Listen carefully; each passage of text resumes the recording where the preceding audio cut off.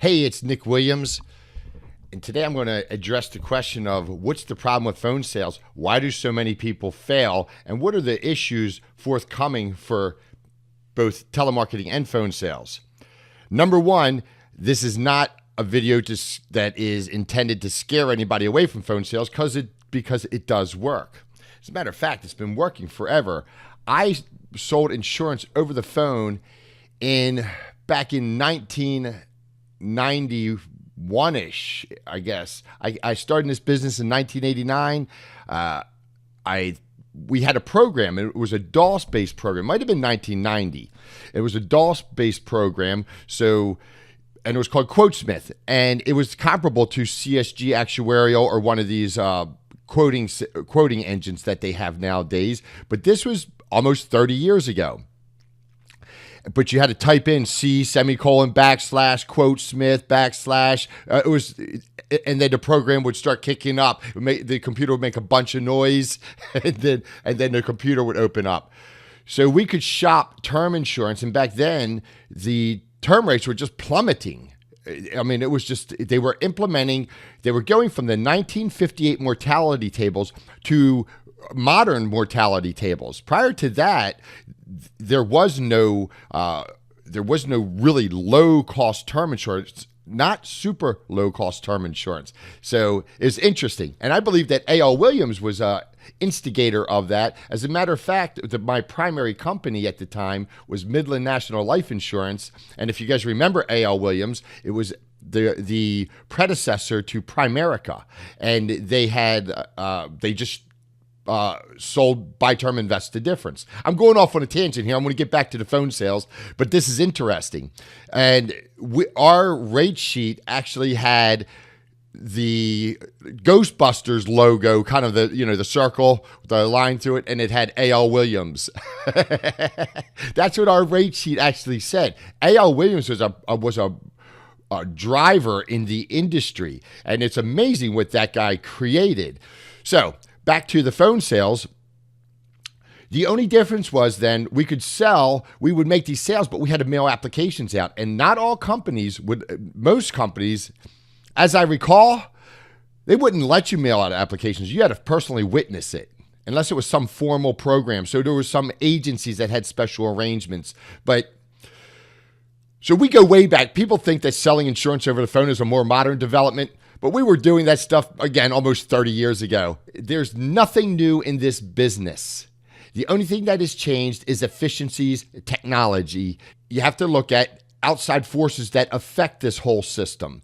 So we have smartphones. They're developing apps that are going to screen you out. There's phone companies that they're implementing systems that are filtering out telemarketers. That's a good thing because that's mostly robocalls and stuff like that.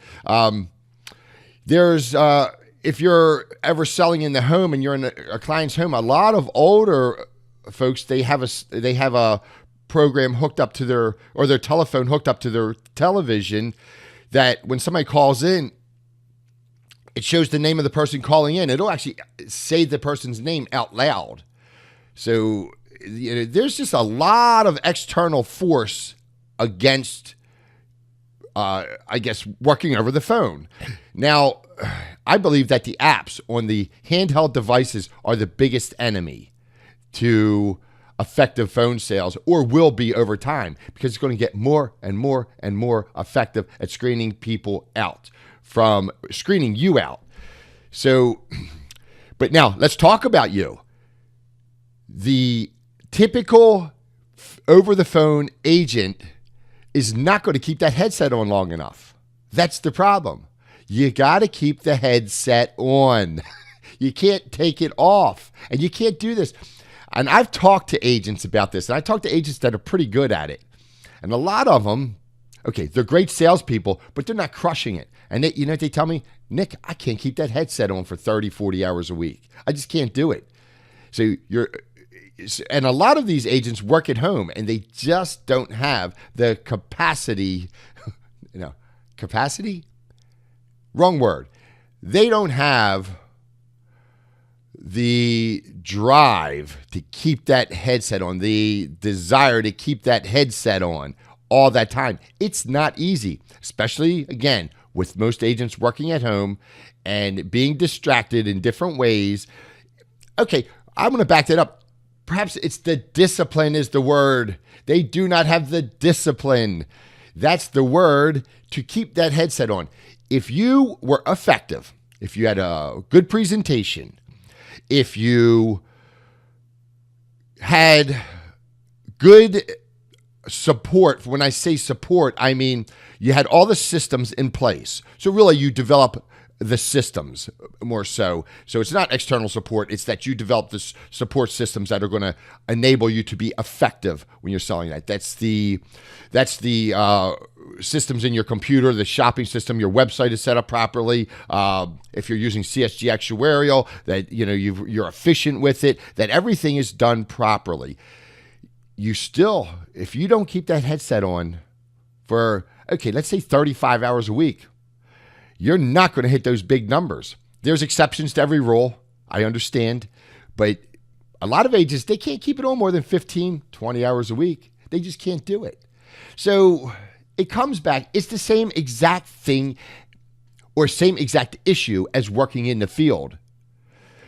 The agents don't want to go out all day long and stay out from morning till 5, 6 p.m. They don't want to do it.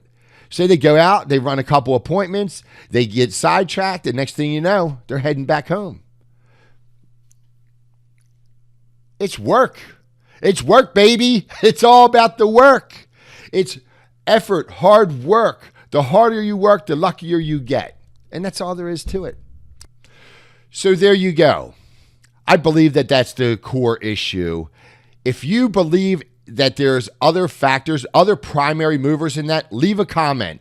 And let me ask you, if you like our videos, please put a little like on there, or a little like, a big like. Just click the like button, even subscribe. It helps us reach more people. It truly does help us. And I truly would appreciate you, again, clicking the like button, clicking subscribe. Thank you and goodbye.